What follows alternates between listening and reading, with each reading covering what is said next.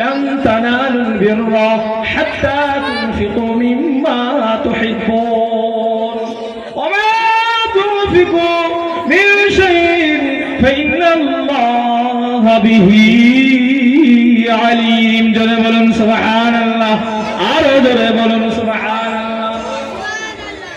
আপনারা বাঙালি মানুষ বুঝতে পারেননি যে আপনি যেটা কোরআন পড়লো না আরবি ভাষা, যারা হাফেজে কোরআন তারা বুঝতে পারে। এই কোরআন এখানে শিক্ষা দেওয়া হয় আমার আল্লাহ পাক আমার নবীর উপরে আজ থেকে ১৫০০ বছর পূর্বে আল্লাহ পাক নবীর উপরে কোরআন শরীফ অবতীর্ণ করেছিলেন। সেই কোরআন আজও একইভাবে আছে না, কোনো পরিবর্তন হয়েছে কি? কোন জেদ জবর নক্তা পরিবর্তন হয়েছে কি? এই কোরআন কিয়ামত পর্যন্ত আমার আল্লাহ বাকি রাখেন। সকলে বলুন আল্লাহুম্মা আমিন। জোরে বলেন। ও ভাইরা, আমার আল্লাহ পাক কোরআনে কি বললেন?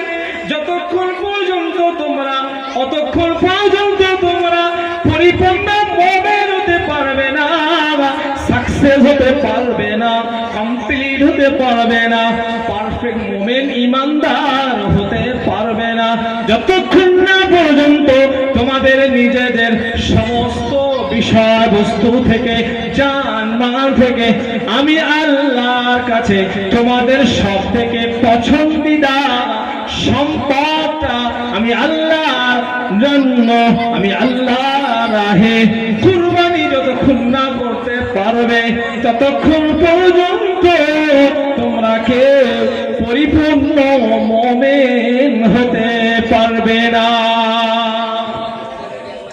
কথাটা আমার কথা। এই মাদ্রাসা এই কোরআনের এই আয়াতগুলো শেখানো হয়েছে কি হয়নি বলে? এই কোরআন আপনাদের মাদ্রাসায় পড়ানো হয়, এই কোরআন আপনার বাড়িতে আছে না?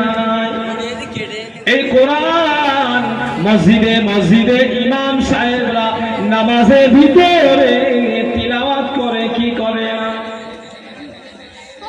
এই কোরআন শরীফ তেলাওয়াত হয়, আর কিছু মানুষ এই নামাজের আওয়াজটা শুনলো, কোরআন শরীফ তেলাওয়াতটা শুনলো, কোরআন শরীফ হযরতে ইমাম সাহেবগণেরা কোরআন শরীফ তেলাওয়াতটা করেন নামাজের ভিতরে। মাগরিবের নামাজে ইশার নামাজে জোরে জোরে তেলাওয়াত হয় কি হয় না?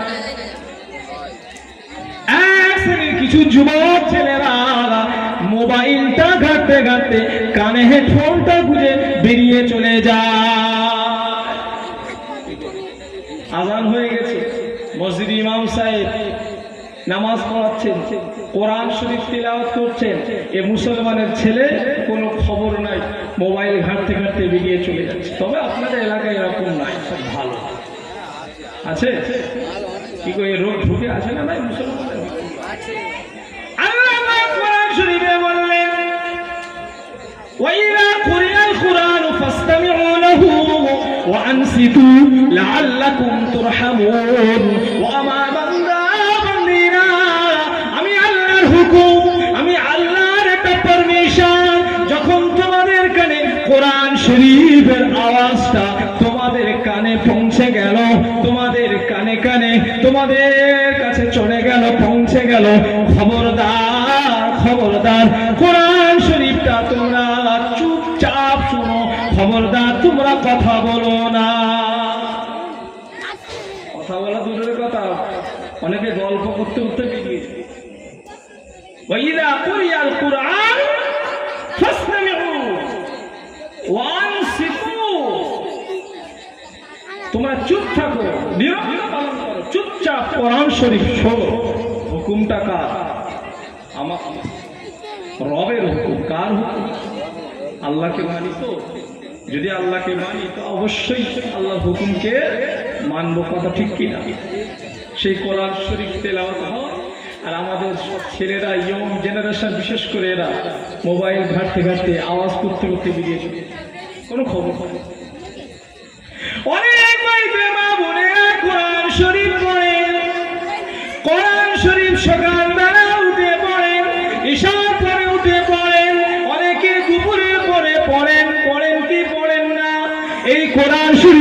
অনেক সময় আমার মা বোনেরা বাড়িতে বসে বসে গুনগুন গুনগুন আওয়াজে কোরআন শরীফ তেলাওয়াত করেন। আমার আল্লাহ পাক ওই কোরআন শরীফ যখন তেলাওয়াত হয়, আমার আল্লাহ পাকের খাস রহমত ওই বাড়িতে অবতীর্ণ হয়। জোরে বলুন না বুঝতে পারছেন? সেই কোরআন শরীফ থেকে আমি বলছি, আল্লাহ বলছেন অতক্ষণ পর্যন্ত তোমরা কামেল মোমেন হতে পারবে যতক্ষণ না পর্যন্ত তোমাদের প্রিয় বস্তু আল্লাহর রাহে কুরবানি না করো। কথা বুঝতে পারছেন?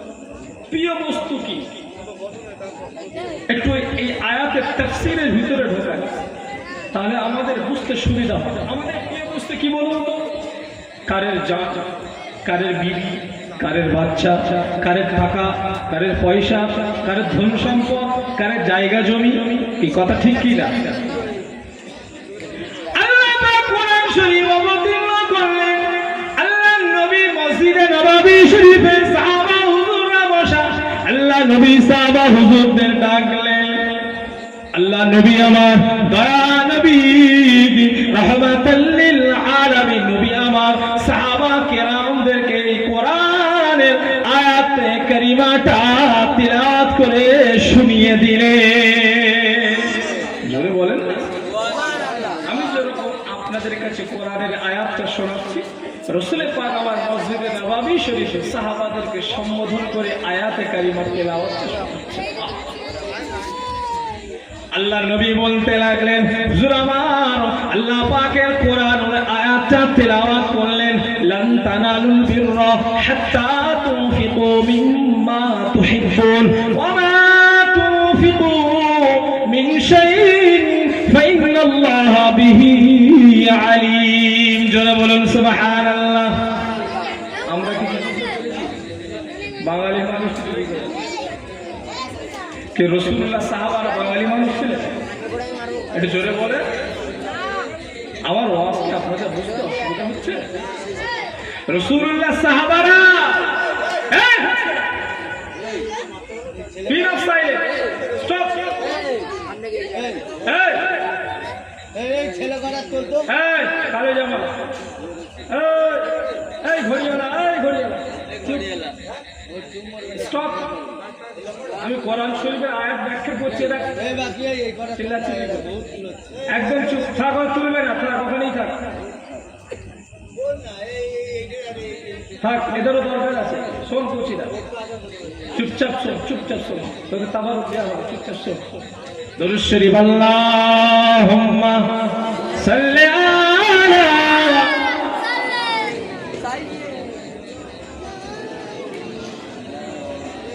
وعلى آل سيدنا।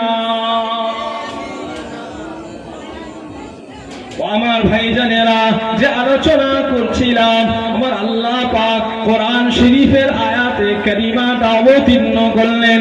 সাহাবা হুজুরদিগকে আমার নবী, আপনার নবী শুনিয়ে দিলেন।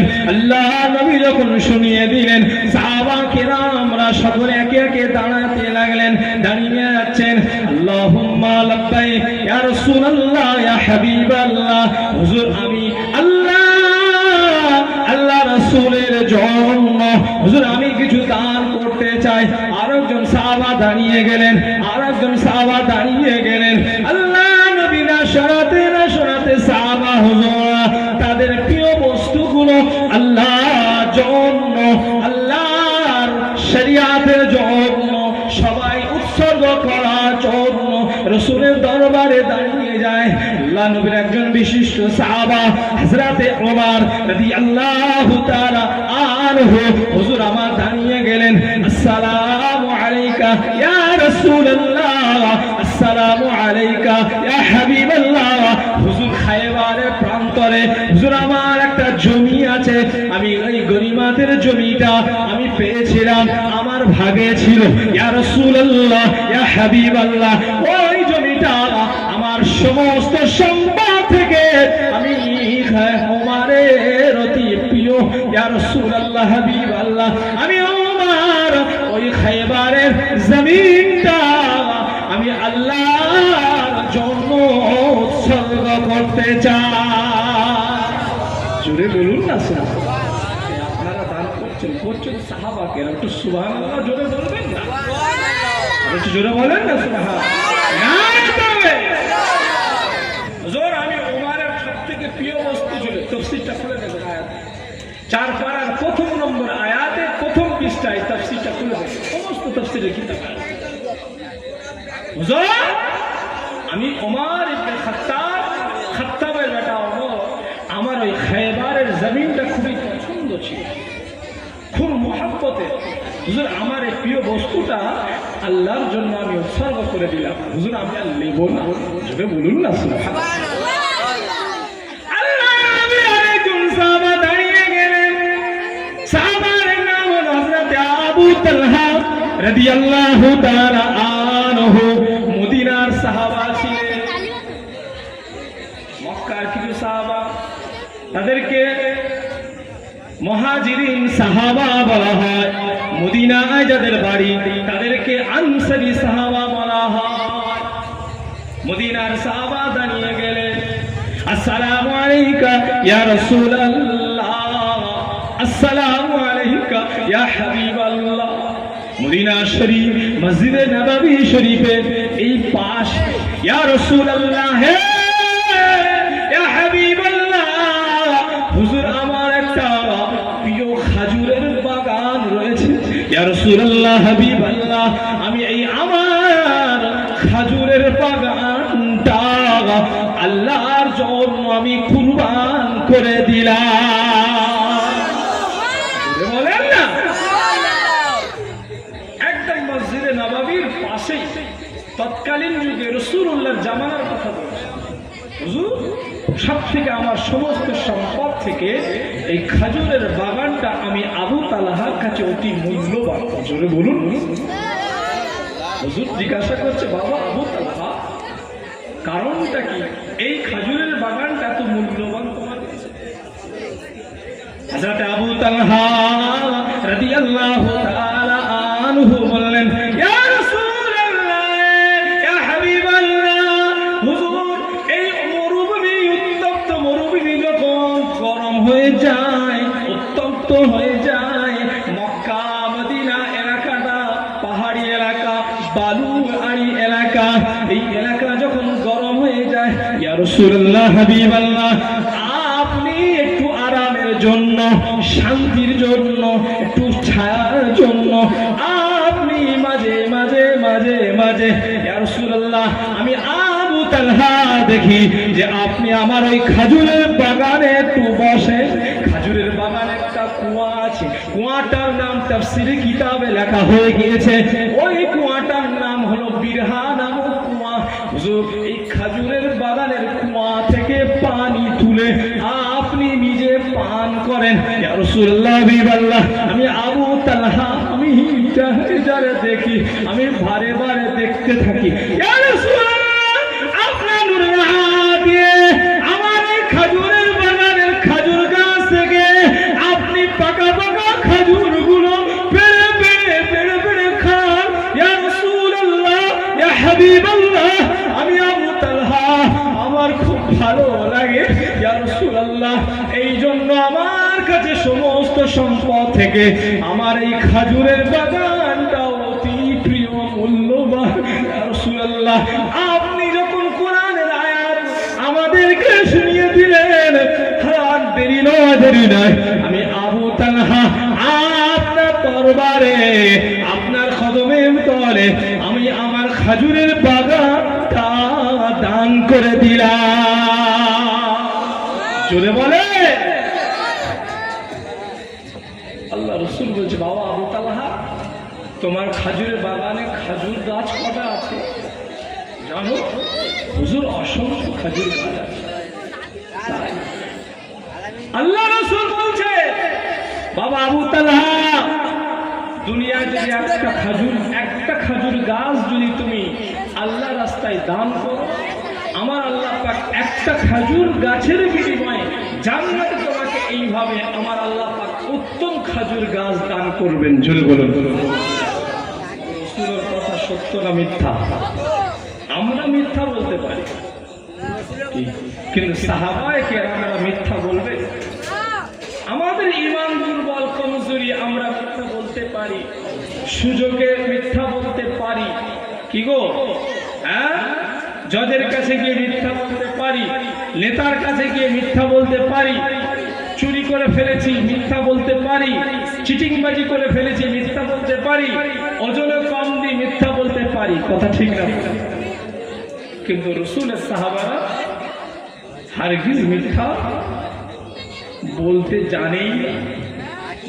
আমার আল্লাহ পাক হযরত আবু তালহা রাদিয়াল্লাহু তাআলা আনহুকে আল্লাহ রাসূল বলছেন, দুনিয়ায় যদি একটা খেজুর গাছ দান করো, আমার আল্লাহ পাক তোমাকে এর থেকে উত্তম খেজুর গাছ কিয়ামতের ময়দানে নয় জান্নাতে দান করবেন। জোরে বলুন সুবহানাল্লাহ। একটা খেজুর বাগানে একটা খেজুর গাছ থাকে? আপনাদের এখানে অনেক বাগান আছে না, সবজি বাগান আছে না, বিভিন্ন ক্ষেতের গাছ আছে না, শাকসবজি হয়, একটা গাছ হয় একটা বাগানে? কটা হয়? অনেক হয় না? হ্যাঁ, যেমন বাগান তেমন গাছ। কি কথা ঠিক না ভুল? সংক্ষেপ তো অসংখ্য খেজুর গাছ, সেই খেজুর গাছ সহ বাগান সহ একদম রাসূলুল্লাহর হাতে আল্লাহ রাসূলের কাছে বলল, হুজুর এটা আমি আল্লাহর রাস্তায় দান করে দিলাম। জোরে বলুন। সেই খেজুর বাগানটা এখন বর্তমান সরকার ওটাকে কেটে দিয়ে মসজিদে নববী শরীফটাকে সম্প্রসারিত করেছে, উত্তর পূর্ব করে। আমি নিশানাটা বলে দিচ্ছি, উত্তর পূর্বে কোণে বাবে জিবরিল যেটা আছে মদিনা শরীফ মসজিদে নববী শরীফে, এই বাবে জিবরিল থেকে ঢুকে উত্তর পূর্বে কোণে এই খেজুরের বাগানটা এখন হাজী সাহেবদের জন্য বর্তমান সৌদি সরকার একটা দালান করে দিয়েছে। হাজী সাহেবরা এইখানে গিয়ে একটু রেস্ট নেয়, আরাম করে সেই খেজুরের। আরেকটি তথ্য দিয়ে যায়, সেই যে কুয়া উত্তর পূর্বে কুয়া, সে উত্তর পূর্বে কোণে মসজিদে নববী শরীফের উত্তর পূর্ব কোণে এই বিরহা নামক কুয়া আজও আছে। জোরে বলুন সুবহানাল্লাহ। জোরে বলেন না সুবহানাল্লাহ। যদি কোনোদিন আল্লাহ আপনাকে আমাকে হজ পাকে নিয়ে যান, একটু খোঁজ খবর নেবেন যে হযরত আবু তালহা হুজুরের বাগানটা এই জায়গাটা ছিল, আর সেই কুয়াটা আজও রয়েছে। আপনি আমার কাছে শুনে নিলেন, আমি কোথা থেকে জানলাম? আমি তাফসীরের ভিতরে পড়েছি, তাই বললাম। আপনি একটু যদি যান, আল্লাহ যদি আমাকে আপনাকে নিয়ে যায়, খোঁজ নেবেন, দেখবেন আনন্দ লাগবে, আত্মায় শান্তি পাবে। কথা ঠিক না? আল্লাহ রসুল বলে, বাবা আবু তালহা, আমি রাসূলুল্লাহ তোমার এই সম্পদটা অনেক মূল্যবান সম্পদ। কি গো, একটা বাগান একটা মাঠ যদি আমাদের বলা হয় এই মাদ্রাসার জন্য দান করো, কেউ করবো বলে? এক কথা বলে কেউ করবো? যদি বলা হয় দু কাটা জায়গা, এক কাটা জায়গা, 100 জায়গা মাদ্রাসার জন্য দান করো, যারা বসে আছি বর্তমান কেউ করবো? আরে হ্যাঁ কিছু বলেন না। খেজুর বাগান সহ, জমিন সহ, খেজুর গাছ সহ, ফসল সহ দান করে দিলেন, এই সম্পদটা কি কম না বেশি? ও বাবা আবু তালহা, তোমার এই সম্পদটা অতি মূল্যবান সম্পদ, অতি কিমতি সম্পদ, অতি দামি সম্পদ। আমি রাসূলুল্লাহ তোমার এই খেজুরের বাগানটা নেব না, নেব না, নেব না। আমি রাসূলুল্লাহ তোমার এই খেজুরের বাগানটা নেব না। সাহাবা হুজুর দাঁড়িয়ে আছে, অন্যান্য সাহাবা কেরাম তারাও সকলে বসা রয়েছে। মসজিদে নববী শরীফে এই দৃশ্যটা হচ্ছে। হযরত আবু তালহা রাদিয়াল্লাহু তাআলা হুজুর দাঁড়িয়ে দাঁড়িয়ে জজ্জর জজ্জর করে কাঁদছে, আঁসু টুসা গড়িয়ে পড়ে। হযরত আবু তালহা কাঁদে কেন? কেন কাঁদে? বলেন বলেন আমার ভাইরা ও আমার আল্লাহ পাকের মুহাব্বতের বান্দা বান্দীরা ও নবী পাকের উম্মাতানিরা, বলেন কেন কাঁদে? রাসূল বলেছে আমি খেজুরের বাগানটা নেব না, নেব না। সাহাবা হুজুর দুঃখে কেঁদে জারে জার হয়ে যায়। হুজুরের কথা এখন শেষ হয়। ও বাবা বুদা, আল্লাহ পাক তোমার এই খাজুরের বাগানটা কবুল করে নিয়েছে। কেঁদো না বাবা, কেঁদো না বাবা, খাজুরের বাগানটা আমার আল্লাহ পাক কবুল করে নিয়েছে। হুজুর আপনি নেবেন, আল্লাহ যদি কবুল করে আপনি ফিরিয়ে দিচ্ছেন। আল্লাহ নবী বললেন, ও আমার সাহাবারা, তোমার পাড়া প্রতিবেশী নয়, তোমার নিজের ফ্যামিলিতে অনেক চাচাতো ভাই রয়েছে, আত্মীয় স্বজন রয়েছে, তারা অনেকে গরিব মানুষ, তারা ঠিক মতন খেতে পায় না। এই মদিনা শরীফে তারা, তোমার ফ্যামিলির ভিতরে তারা অনেক গরিব, অনেক দুঃখী, তাদেরকে ভাগ ভাগ করে ওই খাজুরের বাগানটা বন্টন করে দাও। চুরি বলেন না, কিছু বুঝতে পারে?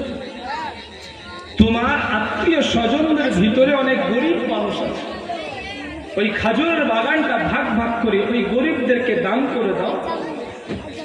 তাকে দিলে কি হবে, তাদেরকে দিলে কি হবে, তার ফসলটা যে ফুলবে, এই ফসলের মাধ্যমে তাদের জীবিকা নির্বাহ হবে, আমার আল্লাহ খুশি হয়ে যাবে। জোরে বলুন রাসূলুল্লাহ ইনসান, রাসূলুল্লাহ দরবারে আয়াত নাযিল হয়েছে, সাহাবায়ে কেরাম লাব্বাইক শাহাদাইন ইয়া রাসূলুল্লাহ দাঁড়িয়ে নিজের সম্পদগুলো রাসূলুল্লাহর কদমের দরবারে কুরবান করে দিচ্ছেন। রাসূলুল্লাহ তাদেরকে বিবেক বিবেচনা করে তাদেরকে সেইগুলোকে তাকসীম করছেন, ভাগ ভাগ করে বন্টন করছেন। জোরে বলুন সুবহানাল্লাহ। আমাদের সমাজে ভাই ভাই, নিজের মায়ের পেটে ভাই এক বিঘা জায়গা ছাড়তে পারে, কথা ঠিক না? নিজের চাচা, নিজের ভাতিজা, ভাইপো, নিজেরা আমরা 1 ফুট জায়গা ছাড়তে পারি, কথা ঠিক না? বলবো নিজের একদম রিলেটিভ, নিজের বোন, নিজের ভাই, দেখবেন জায়গা জমি নিয়ে দ্বন্দ্ব আসে না? সাহাবায়ে কেরাম কি করছে, বিঘের পর বিঘে, বাগানের পর বাগান রাসূলুল্লাহ দরবারে সব দান করে দিচ্ছেন। এই আদর্শ আমাদের ভিতরে কি আছে এখন বলুন? কমে যাচ্ছে না? এই মাদ্রাসাটা কিছুটা হলেও তো কিছু মানুষ দান জায়গা, কি কথা ঠিক না? জমিন কিছুটা হলেও দান করেছে। আমরা যেসব পাড়া থেকে এসেছি, বিভিন্ন এলাকায় মসজিদগুলো যে আছে, বেশিরভাগ মসজিদ দেখবেন অকৃত দান মানুষ করেছেন লিল্লাহ, আল্লাহর জন্য। সেই জায়গাগুলো মসজিদ হয়েছে, মাদ্রাসা হয়েছে, খানকা হয়েছে, কথা ঠিক না? কবরস্থান হয়েছে, কি গো হয়নি? এই দানের অ্যামাউন্টটা কমে যাচ্ছে না আস্তে আস্তে? মানুষ তার অন্তরটা সংকীর্ণ হয়ে, যত দিন যাচ্ছে মানুষ হারামের ভিতরে ফ্রি খাওয়ার জন্য হারামের মধ্যে মানুষ প্রবেশ করছে, আর দানের যে অংশটা মানুষ আস্তে আস্তে সেটাকে সংকোচ করে দিচ্ছে, কথা ঠিক না?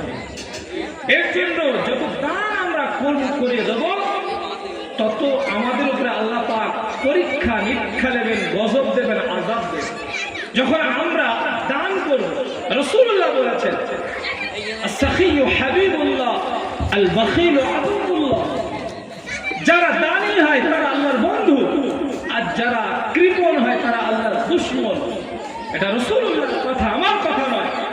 তো যখন আমরা কৃপণতা করব, মান সম্পদ আত্মসাৎ করার চেষ্টা করব, ফ্রি খাওয়ার চেষ্টা করব, মানুষকে ঠকাবো, মানুষকে কেড়ে নেবো, এইভাবে যদি আমাদের টেন্ডেন্সি, মন মানসিকতা হয়ে যায়, তো আমার আল্লাহ পাক গজব দেবে কি দেবেন না বলেন? আর তারপরেও বর্তমান সরকার এই মাদ্রাসা, মসজিদ, খানকা, কবরস্থান, ঈদগাহগুলো যেগুলো মানুষ অফ করে গেছেন, আমাদের পূর্বপুরুষরা, আল্লাহ নবী, সাহাবা থেকে নিয়ে আজ পর্যন্ত যে আমরা বিভিন্নভাবে অফ করেছি, লিল্লাহি আর আল্লাহর জন্য উৎসর্গ করেছি, সেই সম্পদগুলো বর্তমান সরকার বিভিন্ন কালে কৌশলে আপনার রাজনৈতিক চক্রান্তে, এই রাজনৈতিক ম্যানেরা, রাজনৈতিকবিদেরা তারা কি করছে, আমাদের এই অকৃত সম্পদগুলো তারা লুট করতে চাচ্ছে, কথা ঠিক আছে? তারা চাইছে না, আইন পাস করেছে মুসলমানদের এই সম্পদগুলো তারা আস্তে আস্তে আস্তে আস্তে নিয়ে নিজেদের কবজায় নিয়ে এমন একটা সময় আসছে এই সরকার করতে চাইছে, একটা ব্লুপ্রিন্ট তৈরি করেছে। ভারতবর্ষের মুসলমানরা যদি একটা আপনার মসজিদ করে ওদের অনুমোদন নিতে হবে, একটা ধর্মীয় প্রতিষ্ঠান মাদ্রাসা করলে ওদের অনুমোদন নিতে হবে। সেইভাবে এরা একটা একটা ব্লুপ্রিন্ট তৈরি করেছে। আপনি কবরস্থান দাফন করতে যাবেন, ওদের পঞ্চায়েতে ওদের পারমিশন নিতে হবে, তা না হলে আপনার ঘরে আপনার লাশটা ওইভাবে পড়ে সময় আসছে। এই জন্য মুসলমান কারণটা কি, আমরা আজকের আল্লাহ আল্লাহ রসুল থেকে ধর্ম থেকে আমরা দূরে সরে গিয়েছি, যার জন্য আমাদের উপরে আল্লাহ গজব দিচ্ছে, আযাব দিচ্ছে। কি কথা ঠিক না? আমফান জীবনে দেখেছেন 100 বছরের ভিতরে কোনো মানুষ দেখেছে এত বড় ঝড়, এত প্রেম, এত গাঢ় ঝড়? আমফান দেখেননি? মুহূর্তের মধ্যে গাছপালা ভেঙে চুরমার। এগুলো কি আযাব না, গজব না? আল্লাহ রসুলের হাদিস আছে আখিরি জামানায় বড় বড় আযাব গজব আমার আল্লাহ পাক দেবেন। এটা তো আমরা জীবনে দেখিনি, আমরা দেখছি। কি কথা ঠিক না ভুল? এমন এমন আযাব গজব আসবে মানুষ কল্পনাও করতে পারবে না। সন্ধ্যাবেলা ঘুমাবে, কোনো সাউন্ড থাকবে না, সকালে উঠবে দেখবেন পুরো মেজমার হয়ে গেছে। কওমে লূতকে দেখুন, কওমে সামূদকে দেখুন, কওমে আদকে দেখুন, কওমে ফিরআউনকে দেখুন, কওমে হুদকে দেখুন। ইতিহাস সাক্ষী, কোরআন সাক্ষী। ওয়াইলা আদিন আখাহুম হুদা ওয়াইলা সামুদ আখাহুম সালিহা। তাদের উপরে তারা মনে করেছিল যে আমাদেরকে কেউ ধ্বংস করতে পারবে না, আমাদের টাকা আছে, পয়সা আছে, শক্তিশালী, আমরা বড় জাতি, আমাদেরকে কে আবার ধ্বংস করবে? কে এমন আছে? সবাই যে যার ঘরে ঘুমাচ্ছে, আল্লাহ পাক আসমান থেকে রাত্রেবেলা ফিরফিরে হাওয়া দিল কওমে আদ জাতির উপরে। সবাই মনে করলো খুব শীতল হাওয়া, ঠান্ডা হাওয়া। এরপরে আকাশ কালো হয়ে গেল, গর্জন তর্জন করতে করতে আকাশ আসমান থেকে আযাব এসে সেই কওমে আদ জাতিকে ধূলিসাৎ করে। ইতিহাস কোরআনে নেই? বহু জায়গায় কোরআনে এইসব ইতিহাস রয়েছে। আমরা কি শক্তিশালী? তারা এক একটা বড় তাল গাছ, এক একটা বড় বড় খেজুর গাছ, একটা বড় খিরিস গাছ, এরকম বড় বড় গাছ নিজেরা কেটে নিজেরা কাঁধে করে তুলে নিয়ে চলে যেতে পারতো, এত শক্তিশালী। তাদের তুলনায় কিছু আছি আমরা? একটু কিছু বলে নাই। আল্লাহ পাক তাদেরকে ধ্বংস করে দেয়। এই জন্য ভাই, আল্লাহ বলে একজন আছে, রব বলে একজন আছে, সে রবকে ভয় করতে হবে, ভয় করার মতন ভয় করতে হবে। এই মাদ্রাসা জলসা হচ্ছে, বসলাম, ওয়াজ নসিহত শুনলাম, আর আগামী কাল থেকে জায়গা পাই। যদি এই টেন্ডেন্সি হয়, এইরকম মন মানসিকতা হয়, তাহলে কিন্তু আমাকে আপনাকে জবাব দিয়ে হতে হবে কিয়ামতের দিন, প্রস্তুতি থাকে। আর যদি এই মাদ্রাসার মাহফিল এসেছি, কিছু নিতে এসেছি, আখিরাতের কিছু সামান তৈরি করার জন্য এসেছি, নিজে পরিবর্তন হওয়ার জন্য এসেছি, হলেও সেটা একটা, হলেও সেটা দুটো, এমন কিছু অল্প অল্প আমল নিয়ে এখান থেকে যাব, যেন জীবনে সেটা ফিট করতে পারি, জীবনে সেটা বাস্তবে রূপ দিতে পারি। আমরা যদি এইভাবে অল্প অল্প করে প্রত্যেকের কাছ থেকে ভালো ভালো জিনিস যদি নিয়ে দিতে পারি, দেখবেন কাতরা কাতরা সে সমুদ্র হয়ে যাবে। কথা ঠিক না ভুল? অল্প অল্প সমুদ্র হয়ে যাবে আমাদের জীবনে। দেখবেন অল্প অল্প মানতে মানতে মানতে মানতে শেষ সময় দেখবেন অনেক কিছু মেনে নিয়েছি। কথা ঠিক না ভুল? এই জন্য এখানে এসেছি যে তাবারুক দেবে, বিরিয়ানি হচ্ছে, মাদ্রাসা জলসা হচ্ছে তাই এসেছি না, এ নিয়ত নয়। এখানে এসেছি আমার আল্লাহ যেন খুশি হয়ে যায়, কথা ঠিক না ভুল? রাসূলুল্লাহ যেন খুশি হয়ে যায়, আমি এখান থেকে যেন কিছু নিয়ে নিজের জীবনে ফিট করতে পারি, বাস্তবে রূপ দিতে পারি, পরিবর্তন হতে পারি। আল্লাহ রাসূল যেন আমার উপর সন্তুষ্ট, যা করেছি করেছি, ভুল করেছি আত্মা, এই নিয়ে যদি আমি আপনি করি, ইনশাআল্লাহ তাআলা আমাদের আমার আল্লাহ পাক হেদায়েতের নূর আমাদের কলবে জারি করবেন। জোরে বলুন সুবহানাল্লাহ। যদি নিয়ত যদি ঠিক না থাকে, নিয়ত যদি গড়বড় থাকে, শ্রোতার নিয়ত যদি খারাপ থাকে, বক্তার নিয়ত যদি খারাপ থাকে, তাহলে কিন্তু শ্রোতাও কিছু পাবে না, বক্তাও কিছু পাবে না। এই বকাটা সার হবে কিয়ামতের দিন, শ্রোতা এবং বক্তা উভয়কে জবাব দিতে হবে। কথা ঠিক না? এই জন্য আমার ভাই জানেরা, বাড়িতে মাদ্রাসার পরিবেশ তৈরি করুন। মা বোনেরা বাড়িতে বাড়িতে বাচ্চাদেরকে টুপি পরানো শেখান, পাঞ্জাবি পরানো শেখান। মা বোনেদেরকে বলি, আপনার ছেলে ছোট, আপনার মেয়ে ছোট, আপনি আপনার ছেলেকে ঈদের সময় প্যান্ট শার্ট কিনে দেবেন না, পাঞ্জাবি কিনে দেন, পাঞ্জাবি কিনে দেন, পাঞ্জাবি পরানো শেখান। আপনি আল্লাহর নবী উম্মত, আখেরি নবীর উম্মত, আপনি আল্লাহ বান্দা, আপনাকে আমাকে কবরে যেতেই হবে। ছেলে মেয়ে যদি ভালো হয়, লালন পালন যদি ভালো করে করি, আল্লাহ পাক আমাকে আপনাকে কবরে শান্তিতে রাখতে পারেন।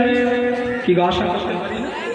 ছেলে মেয়ে যদি বদবখত হয়, যদি খারাপ হয়ে যায়, শুধু কবরে কেন, কিয়ামত পর্যন্ত শাস্তি আর শাস্তি। এই জন্য ভাইজানেরা, আপনার বাড়িতে একটা শিশু বাচ্চি রয়েছে, শিশু কন্যা রয়েছে, মেয়ে রয়েছে, তাকে আপনি ভালো শালীন আপনি পোশাক কিনে দেন। ঈদের সময় অশালীন পোশাক কিনে দেবেন না। বোরখা পরানো শুরু করেন, হাফ বোরখা পরান, বড় হলে ফুল বোরখা পরান, সুন্দরভাবে পরিপাটি হয়ে স্কুলে পাঠান।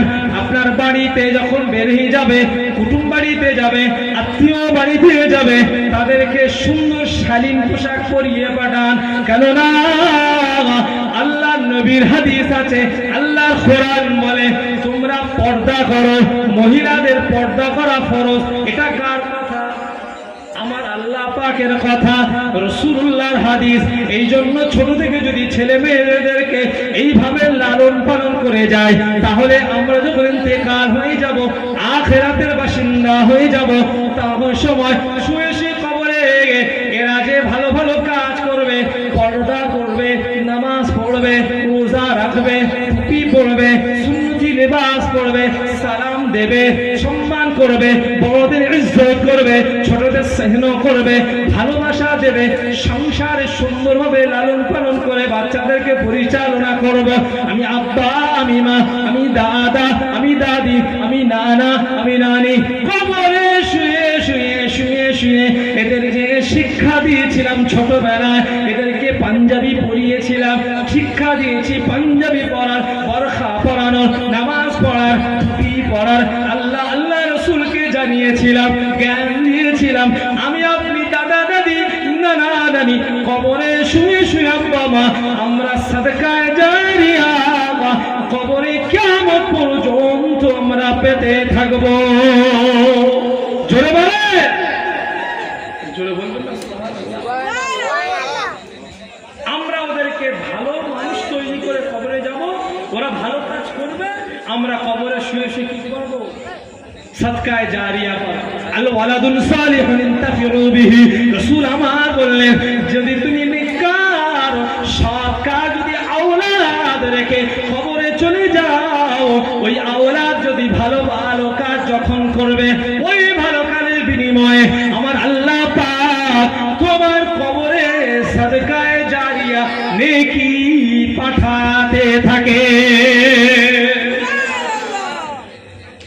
মরে যাবো, আমি আর কোনো কাজ করতে পারবো না। কোরআন শরীফ যদি কবরে বসে বসে আমি পড়ি, হাদিস শরীফ যদি কবরে বসে বসে শুয়ে শুয়ে পড়ি, সওয়াব দেবে নাকি? একটা সওয়াব পাবে, একটা নেকি হবে না। কবরে যদি সারা রাত দিন দাঁড়িয়ে দাঁড়িয়ে বসে বসে যদি ইবাদত করি, নামাজ পড়ি, আপনি ওখানে যদি তাসবিহ তিলাওয়াত করি, আল্লাহ আল্লাহ আল্লাহ, লা ইলাহা ইল্লাল্লাহ, লা ইলাহা ইল্লাল্লাহ, লা ইলাহা ইল্লাল্লাহ, সুবহানাল্লাহ, আলহামদুলিল্লাহ, লা ইলাহা ইল্লাল্লাহ, আল্লাহু আকবার, এই তাসবিহ যদি পড়ি, সুবহানাল্লাহি ওয়া বিহামদিহি, সুবহানাল্লাহিল আযীম, এই তাসবিহ যদি কবরে বসে বসে শুয়ে শুয়ে দাঁড়িয়ে দাঁড়িয়ে যদি আমি পড়ি, একটা সওয়াব নেকি আমার আল্লাহ পাক আমাকে দেবে না। বুঝতে পারছেন? কিন্তু আপনি আপনার ছেলেকে, নাতিকে, সন্তানকে, আওলাদকে, মাদ্রাসার তালবির ইলমদেরকে আপনি তাদের হেল্প করেছিলেন, কেউ টাকা দিয়ে, কেউ ইলম দিয়ে, কেউ জ্ঞান দিয়ে, কেউ অর্থ দিয়ে, কেউ ব্রেন দিয়ে, কেউ বুদ্ধি দিয়ে, কেউ শ্রম দিয়ে, কেউ আপনার কিনা সন্তানদেরকে ভালো মানুষ তৈরি করেছেন। ওই ছেলেটা দুনিয়া জমিনে রয়েছে, ও নামাজ পড়বে, আল্লাহর কাছে দোয়া চাইবে, রব্বির হামহুমা কামা রাব্বায়ানি সগীরা, রব্বির হামহুমা কামা রাব্বায়ানি সগীরা। আল্লাহ পাক আমার আব্বা মা আমাকে কত কষ্ট করে লালন পালন করে চলে গেছে, আল্লাহ পাক আমার আব্বা মা কবরে শুয়ে রয়েছে, কি হালাত আছে জানি না, আল্লাহ পাক আজকে তাদের আওলাদ, আজকে আব্বা মা জন্য দুটো হাত তুলেছে, আল্লাহ আমার আব্বা মাকে আপনি ক্ষমা করুন, আপনি রহম করুন। আমার আল্লাহ পাক কারেন্টের মতন আমার আল্লাহ পাক ওই সন্তানদের দুআটা কবুল করে নেয়। জোরে বলে, আমি যত কথা বলছি কোরআন এবং হাদিস থেকে। জিজ্ঞাসা করুন একটা ছেলে সন্তান তৈরি করে কমসে কম, আপনার ছেলে 4টে, আপনার মেয়ে 2টা, সবাইকে মাদ্রাসায় দিলেন, কেউ ভালো হলো না, 4টের ভিতরে অন্তত একটা তো হবে। কথা বুঝতে পারছেন? জানে ছেলে মেয়ে আওলাদ যদি বেনামাজি হয়, বেরোজগার হয়, জালিম হয়, যদি হারামখোর হয়, জেনাকারী হয়, আপনি যদি তাদেরকে ঠিক গাইডলাইন যদি না দেন, তার শিশুবেলায়, তার তৈরি বেলায়, ছোটবেলায়, এর জবাব দিয়ে আপনাকে একদিন দিতেই হবে। একটা সন্তান যদি হারামখোর হয়, জেনাকারী হয়, ব্যভিচারী হয়, লম্পট হয়, কিন্তু বাপ মাকে বলে না, গ্রামের মানুষ একজন চোর যদি হয়, চিটিংবাজ যদি হয়, চুরি করেছে, চিটিংবাজি করেছে, এসে বলে সলিমুদ্দিন আব্বা তোমার ছেলেটা না আমার দোকানে গিয়ে কালকে টালি খুলে চুরি বলে, উদাহরণস্বরূপ আমার সঙ্গে কালকে প্রতারণা করেছে, জানো জানো আমার পাড়ার ওই বাড়ির মেয়ের সঙ্গে জেনা করেছে। কি গো, এরকম হয় কি হয় না, ঘটে কি ঘটে না? কি গো, মানুষ আমরা আব্বা মা যদি শুনি, এগুলো কি আমাদের খুশির সংবাদ না অখুশির? সন্তান আওলাদ ছেলে মেয়ে যদি কোনো অন্যায় কাজ করে, বাবা যদি শোনে, পিতা মাতা যদি শোনে, তাদের কি মনে খুশি হয় না, আনন্দ হয় না, অখুশি হয়, মনে কষ্ট পায়? কোনো বাবা মা চাইবে যে আমার ছেলে আওলাদরা খারাপ হোক, জুয়াখোর হোক, পাত্তাখোর হোক, চিটিংবাজ হোক, জেনাকারী হোক? কেউ চায় না। কিন্তু যদি হয়ে যায়, আপনাকে 1% দায়ী আপনি মা, আপনি আব্বা, আপনি। এজন্য আমাকে আপনাকে শিশুবেলা থেকে আমাদের ছেলে আওলাদদেরকে, নাতি পোতাদেরকে, তাদেরকে ধর্মীয় কৃষ্টি কালচার, ধর্মীয় শিক্ষা, তালাবুল ইলম ফারিদাতুন আলা কুল্লি মুসলিমিন ওয়া মুসলিমা। আল্লাহ রাসূল বলেছেন যে ফরজিয়াত, শরীয়তের যেগুলো হালাল এবং হারাম, জায়েজ এবং নাজায়েজ, যেগুলো মৌলিক বিষয়, এইগুলো প্রত্যেককে জানানো আমার আপনার দায়িত্ব আছে না? অনেক ছেলেদের জিজ্ঞাসা করবে, উযুর কটা ফরজ জানি না, গোসলের কটা ফরজ জানি না। ম্যাক্সিমাম ইয়ং ছেলেদেরকে জিজ্ঞাসা করে, গোসল তো ফরজ হয় ভাই? গোসল ফরজ হয় তো মাঝে মাঝে আমাদের যারা যুবক যুবতী, হ্যাঁ গোসল ফরজ